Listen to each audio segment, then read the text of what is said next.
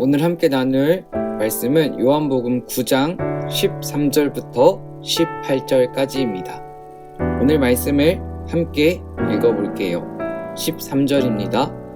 사람들은 전에 보지 못했던 사람을 바리새인들에게 데려갔습니다.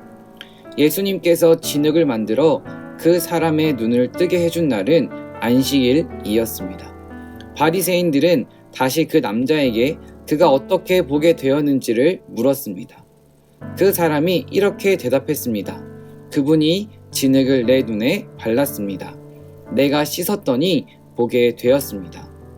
바리새인 중에는 이 사람이 안식일을 지키지 않으므로 그는 하나님께로부터 온 사람이 아니다 라고 말하는 사람이 있었습니다. 한편 어떤 사람은 죄인이 어떻게 이와 같은 표적을 행할 수 있겠습니까? 라고 말하였습니다. 그래서 바리새인들 사이에 편이 갈렸습니다. 바리새인들은 그 남자에게 다시 물었습니다.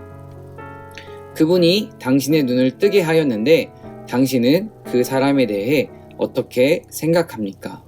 그 남자가 대답했습니다. 그는 예언자입니다. 유대인들은 그 남자가 전에는 앞을 보지 못했는데 이제는 보게 되었다는 사실을 믿지 않았습니다. 그래서 그들은 그 남자의 부모에게 사람을 보내어 물어보았습니다. 아멘. 오늘 말씀을 함께 나누어 볼게요. 예수님은 안식일, 즉 일요일에 앞을 보지 못하는 사람을 고치셨어요. 바리새인들은 안식일에 아픈 사람을 고친 예수님을 보며 두 편으로 갈라졌어요.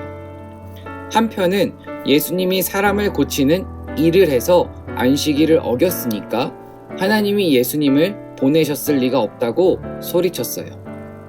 다른 편은 앞을 보지 못하던 사람을 보게 하는 일은 죄인이 할 수 있는 일이 절대 아니라고 말했어요. 눈을 고침받은 사람은 예수님을 보며 예언자라고 말했지만 바리새인들은 그 말을 받아들이지 않고 자신들의 생각만 고집하고 있어요. 바리새인들은 앞을 보지 못하던 맹인이 예수님을 통해 눈을 떴지만 기뻐하지 않아요. 기뻐하지 않는 이유는 안식일에 일을 하면 안 된다는 규칙만을 생각했기 때문이에요. 규칙을 지키는 것은 정말 중요해요. 하지만 규칙을 지키는 것보다 더 중요한 것은 규칙이 왜 있는지를 생각해 보아야 해요. 하나님께서 안식일에 일을 하면 안 된다는 규칙을 주신 이유는 쉬는 시간을 통해 하나님과 깊은 사랑의 교제를 나누기 위함이에요. 하나님과 사랑의 교제를 나눈다는 것은 눈물이 기쁨으로, 슬픔이 감사로 바뀌는 것을 의미해요. 예수님은 앞을 보지 못하던 맹인을 사랑하셨기 때문에 안식일이지만 맹인의 상처를 고쳐주셨어요. 하지만 바리새인들은 안식일의 존재 이유인 사랑은 기억하지 못하고 규칙을 어겼다는 것만 생각하며 예수님을 손가락질해요.